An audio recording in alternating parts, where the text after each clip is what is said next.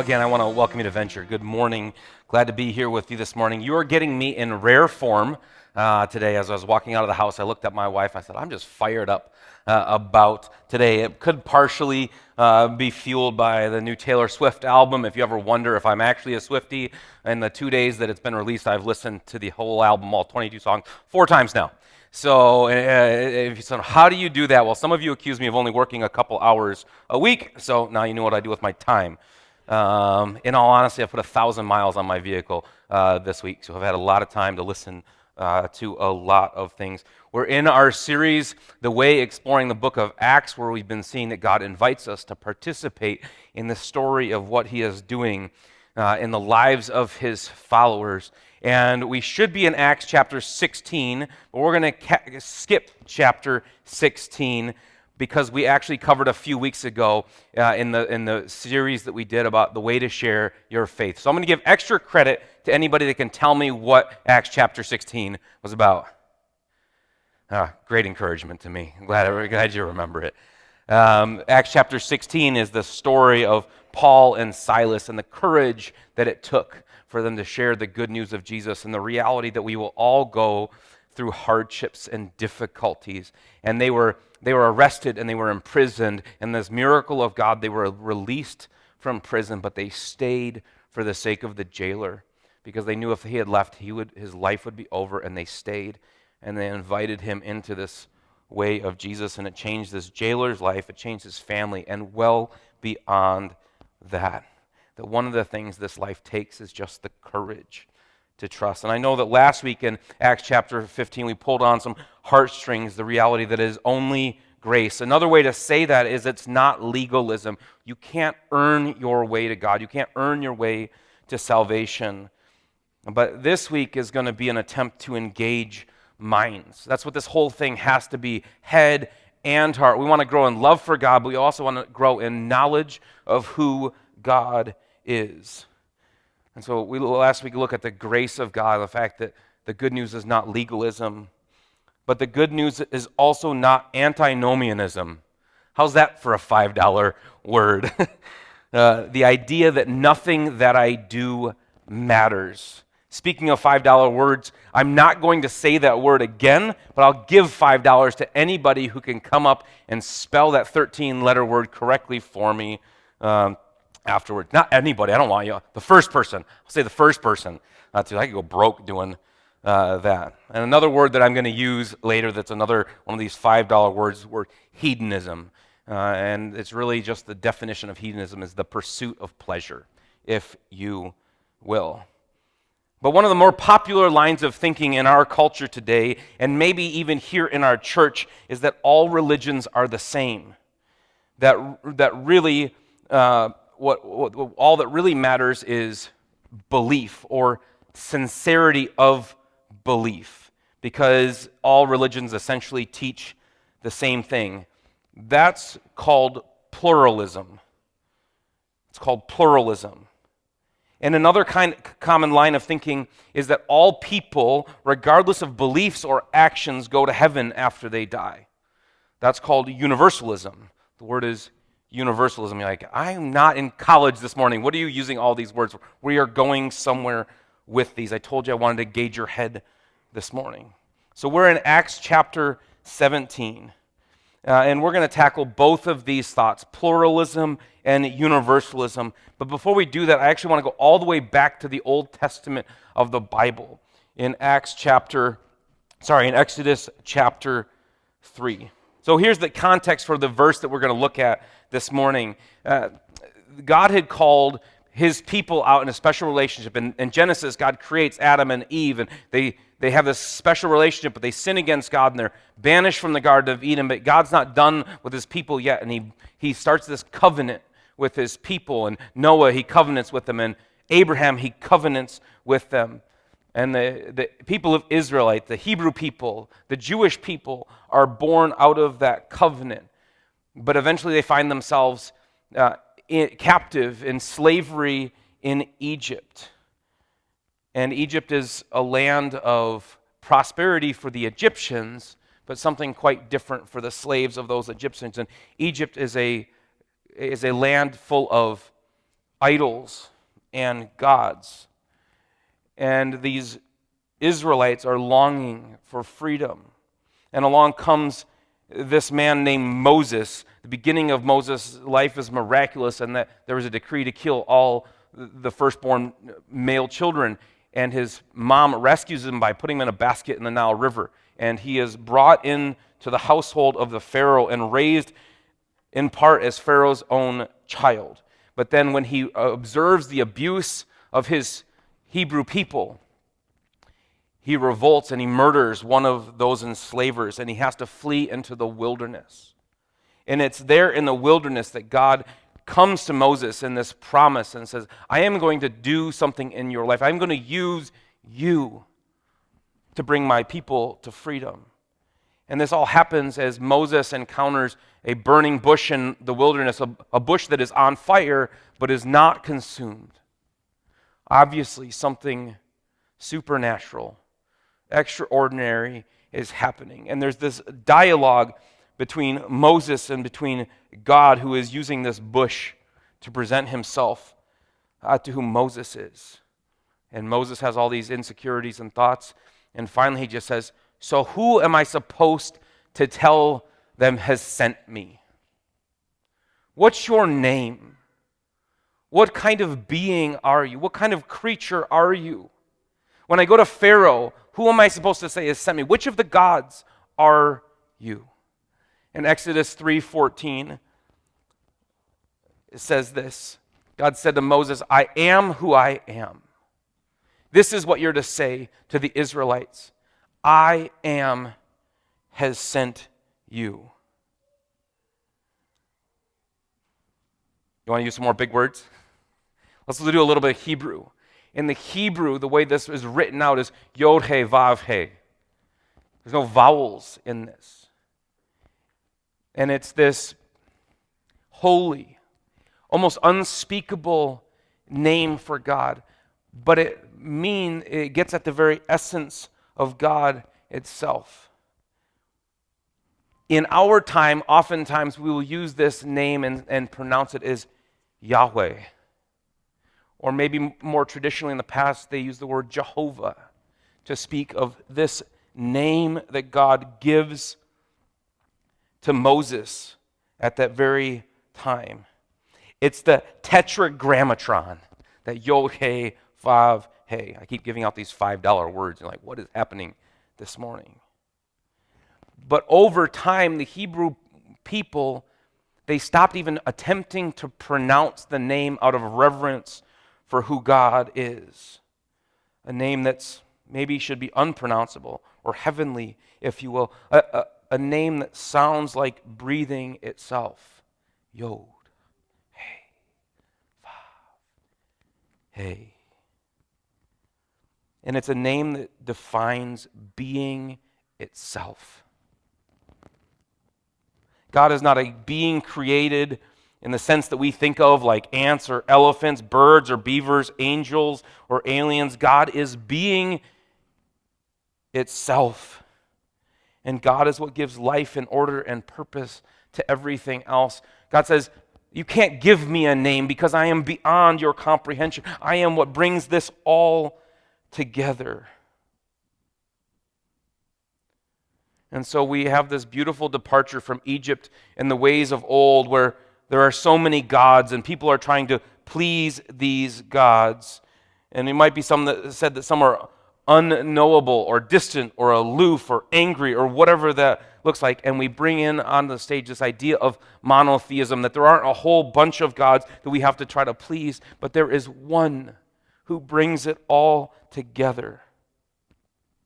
And what's more interesting in this interaction with this bush is in the ancient days, they just sort of hoped that their sacrifices and their offerings might please the gods. And here God comes close and we see that he introduces himself as a God who is knowable and relatable and personable and a God who speaks.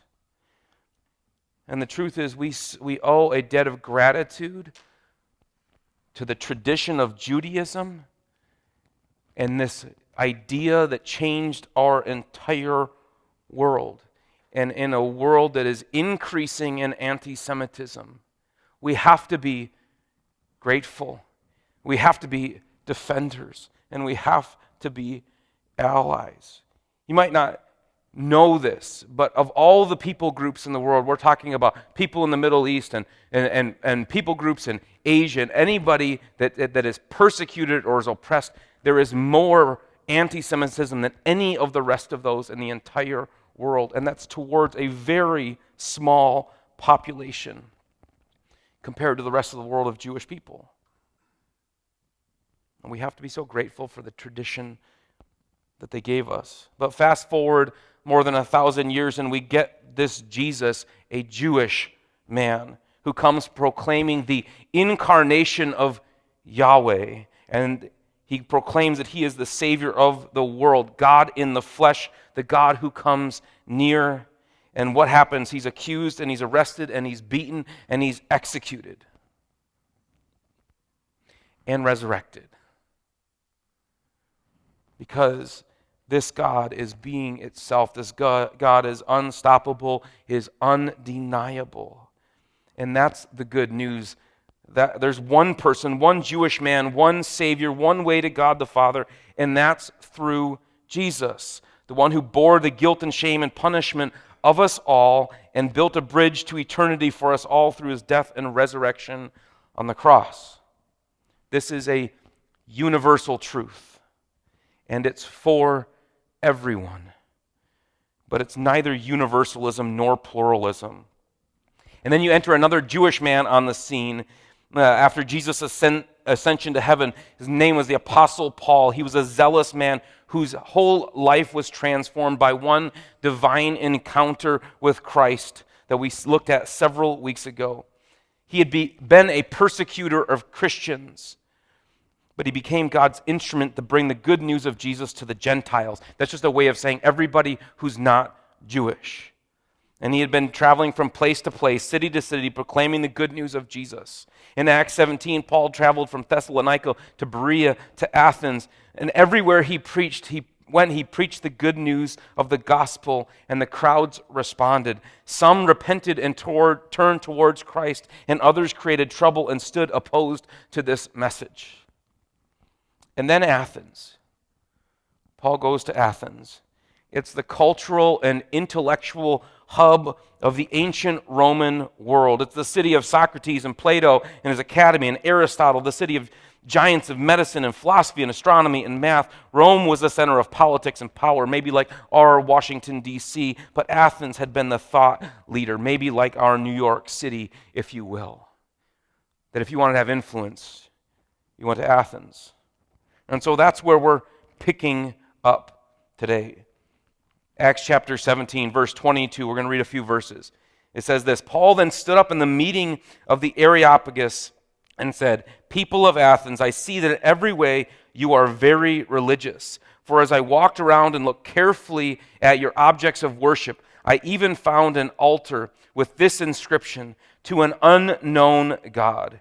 You are ignorant of the very thing you worship, and this is what I am going to proclaim to you. The God who made the world and everything in it is the Lord of heaven and earth and does not live in temples built by human hands, and he is not served by human hands as if he needed anything. Rather, he himself gives everything life and breath and everything else. From one man he made all the nations that he should inhabit the whole earth, and he marked out their appointed times in history and the boundaries of their lands. God did this so that they would seek him and perhaps reach out for him and find him, though he is not far from any one of us. For in him we live and move and have our being. As some of your own poets have said, we are his offspring. Therefore, since we are God's offspring, we should not think that the divine being is like gold or silver or stone, an image made by human design and skill. In the past, God overlooked such ignorance, but now he commands all people everywhere to repent. For he has set a day when he will judge the world with justice by the man he has appointed. He has given proof to this to everyone by raising him from the dead. What happens is Paul was traveling city to city, and he arrives in Athens in Acts chapter 17, and he is completely undone. He isn't captivated by their art or their ideas or their philosophies or their achievements, but he instead is overwhelmed by all of their idols. It says that he was distressed. Maybe a better word would be heartbroken by what he witnessed. But he didn't just dismiss them or reject them. They're hopeless, they're worthless, they're so wrong. Instead, he had compassion on them. I know Paul has a way of communicating that seems so direct that sometimes it seems like it's just blunt judgment. But if it was just blunt judgment, he wouldn't have wasted his time. Instead, what it says is he got together with their philosophers and their great thinkers, and he debated with them, and he shared the good news of Jesus with them. And so much so that they invited him to this special meeting at this place called the Areopagus. I know I'm full of these today. I hope you drink a little extra coffee. They asked him to share this new idea, and one of the things we saw about the people of that day in Athens is they loved the novelty of new ideas. It wasn't necessarily whether it was good or it was right, just new. Sound familiar? I think sometimes our world is captivated not by what is good or true or beautiful, but captivated by what is new. And so here's what Paul shared in Acts chapter 17. He looks at them and he goes, I see all of your idols. And he says, you have this one written to an unknown God. It's like they're trying to cover their bases, if you will. 11 years ago, Jim Maloof, my wife's grandpa, died. And when he died, he was a pretty influential person in her hometown. He was the mayor back in the day. And when he died, he had two funerals, not one. They did one in the Protestant church and one in the Catholic church. I'm just sitting there like, you're just trying to make sure you cover your bases? Like, what's going on here? But they were both grand spectacles, if you will. But that's what it seems like these Athenians were doing, if you will. They were hedging their bets. Here's one to the sun god, and here's one to the storm god, and here's one to the god of mushrooms. I don't know where we go from here. The god of left-handed paddlefish. I don't know where this goes, but it seems like they had so many that Paul was just overwhelmed. But just in case they missed one amongst all of their idols, to the unknown God. And what Paul tells them is the true identity of this God is so much bigger than you can imagine. And it's not you who define him, but instead he is the one that gives definition and life and meaning to everything. This God doesn't need us, and we can't contain him. No structure you build can contain him. No monument you make can encapsulate him. But really, the good news is this, that where these Greeks and Romans, they had their pantheon of gods that they worshiped, and they sacrificed, and they did it. From our time, looked crazy things to try to appease those gods. Really unsure of what it might mean or how they might know if they were successful. The good news that Paul shares is that God is not distant, he's not far off, he's not angry, he's not aloof. In fact, God is not just knowable, he wants us to know him. Verse 27 said, God did this so that they would seek him and perhaps reach out for him and find him, though he is not very far away from any one of us. If you are here this morning and you feel like you've just messed up, you've made too many mistakes, you've spent too long running from God, the good news that Paul has is, hey, it's not about you. It's really about this God that is the essence of being itself and draws close to this person of Jesus. And then Paul quotes their own philosophers, their own poets to them. If you will, in the church, this gives us permission sometimes to bring secular music in, right? Because the Bible is quoting these ancient Greek philosophers. He says, "For in him we live and move and have our being."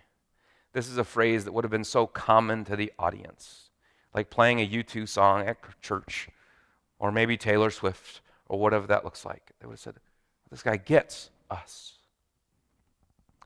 And then others of your poets have said, we are his offspring. So he says it's time to move beyond the foolishness of idolatry and towards the one true living God. He's revealed himself in the risen Christ. We're not the creator, we're just the creatures. We can pretend to be able to understand the divine by anything we make ourselves, but it's just playing pretend. We can't really do it that way. And the truth is, anything that gets in our way of our worship of this Yahweh, this one who is, the one who's revealed himself through the resurrected Christ, anything that gets in our way of that is idolatry.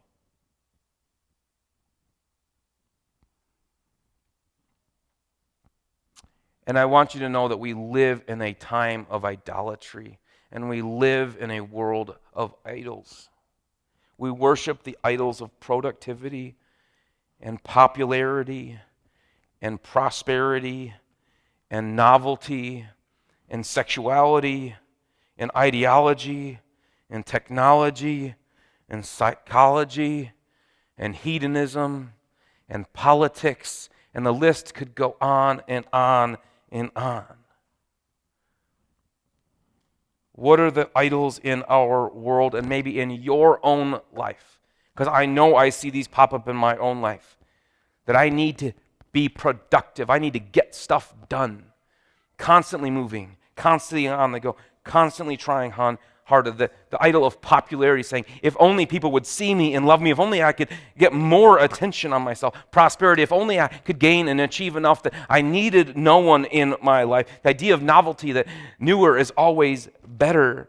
Sexuality is running rampant in both inside and outside the church. What we're understanding and what we're accusing people of when it comes to sexuality, we're lifting it up as an idol in our own world. Our ideology that replaces the ways of Jesus and the things of God to a new kind of religion in our world. Technology in the way that has captured our minds and our souls so often, in psychology and the way that we say that we can fix ourselves, and hedonism and our desire to say all life's meaning is pleasure.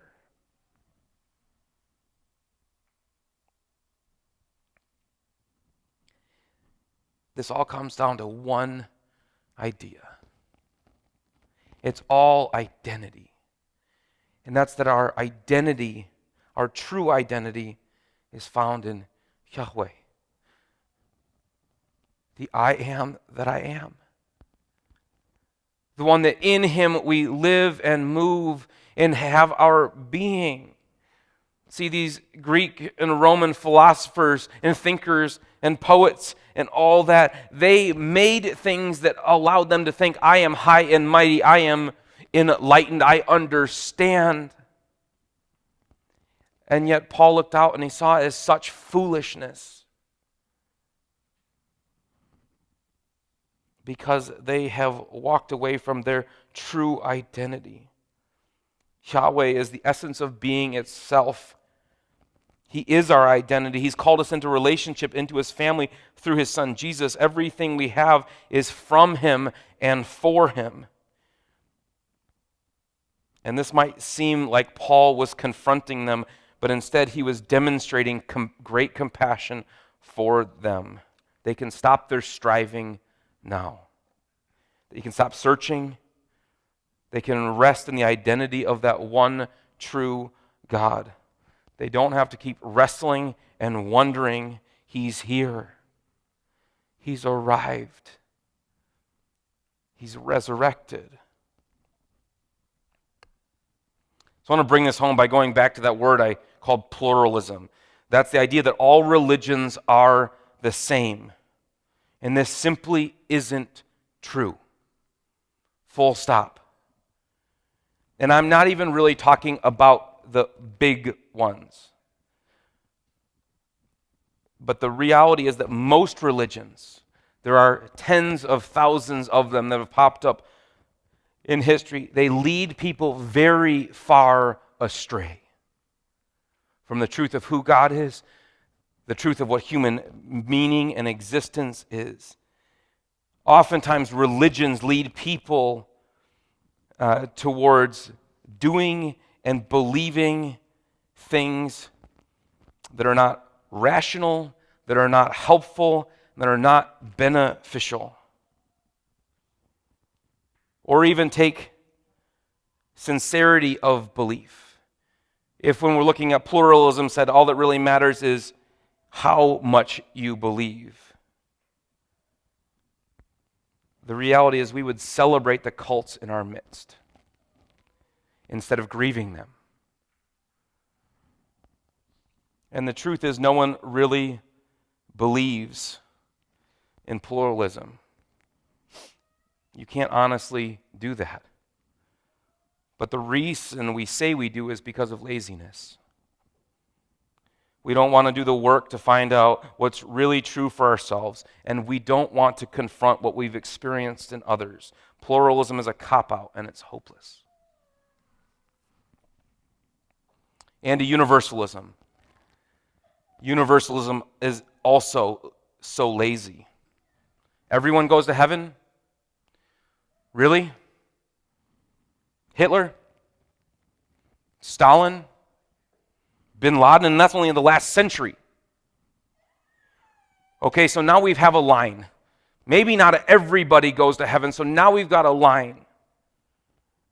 And we've got to figure out where we fit on that line. Between Mother Teresa and Hitler, there's a line somewhere. These people get into heaven and these people don't. Whatever it is. Now we've got to figure out where we fit on that line. It's just not true. But beyond that, universalism would be so evil. The idea is that a good God would let everyone into the good place. Really? Even someone who has absolutely no desire to worship or be in the presence of a God who would be forced for all eternity to worship and glory and wonder in the presence of Yahweh. All of eternity is about the return to our proper place as purposeful creatures made in the image of God to worship and glory in Him forever. And if someone has absolutely no interest in that in this life, we're just supposed to expect that the switch is going to flip on the other side. That's crazy and it's cruel.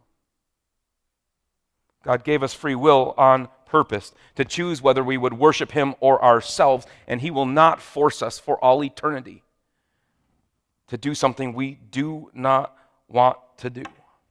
Pluralism and universalism are lazy and they're dishonest and they're cruel and they're part of the failing modern secularism experiment that says there is no God, only we are gods. We define the rules, what's right and wrong, and we make our gods. And it's all falling apart. We can no longer define basic biology. We cannot stand up in the face of genocidal hatred. We call evil good and good evil. We no longer defend the poor or the young or the overlooked. We cannot bring our political or religious or business leaders to accountability. We're enslaved to our devices and our schedules and our debts and our hedonic desires, as it was in the great city of Athens. It's over. Except this one truth. There is a Savior, and His name is Jesus. Hebrews 1:3 says, "The Son is the radiance of God's glory and the exact representation of His being, sustaining all things by His powerful word. After He had provided purification for sins, He sat down at the right hand of majesty in heaven." If you want to know what God is like, look to Jesus. He's the essence of being, divinity itself. It's also the fullness of humanity, our ideal. He's the embodiment of love, the purpose of our whole existence. He's the fulfillment of grief, the one that gets us through. And He's the hero, God's own Son, the embodiment of Yahweh. What a great name. Jesus. I told you I was in rare form. But with all that said, here's the invitation. You're invited to stop your striving. Stop trying. The quest can be over when you come to Christ. You can rest in Him.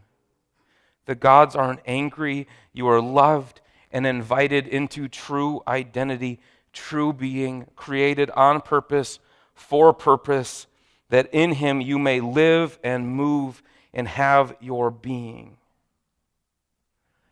And the best way to love another is to share this news with them. It's not to say, go do whatever it is you want to do, live your life. It's to say, no, I have found the truth that has ended my search and has helped me understand my identity and my purpose. Telling people to do whatever they want can be so unloving. Go ahead, eat whatever you want. Nothing matters, and 400 pounds later, you're like, I wonder how that happened. Raising a child to say, do whatever you want is so cruel because kids need great love, but they also need boundaries and discipline. We don't look at people in almost any sector of life and just say, do whatever you want, it doesn't matter. There's all kinds of ways we say, this is good, this is purposeful. Whether it comes to schooling, finances, marriage, partnership. And so in this one way, we don't look at the people and all of their wrestling and their striving and say, do whatever you want. Paul looked at them and said, hey, there's an unknown God you've been searching for and wrestling, and you can stop. Because He's the essence of being itself. He's what brings us meaning, and you can rest in that. We have these little brown books. They're at the Welcome Center. They're just a short read, but they're the chronological look at the life of Jesus. If you want to know God, look at Jesus. Pick one of these up and just read through it. See what Jesus is like, because He's the embodiment of Yahweh. And He points us towards meaning and purpose and our true identity. Alpha is a great place. Jenny already said, if you were thinking about jumping in and you didn't make it the first week, jump in this week. It's a great place to explore and ask these big questions. It all comes down to true identity. There is one God and one Savior. And we're invited to stop trying, stop wrestling, stop searching. Just rest in Him. It's in Him that we live and we breathe and we move and we have our being. Would you pray with me?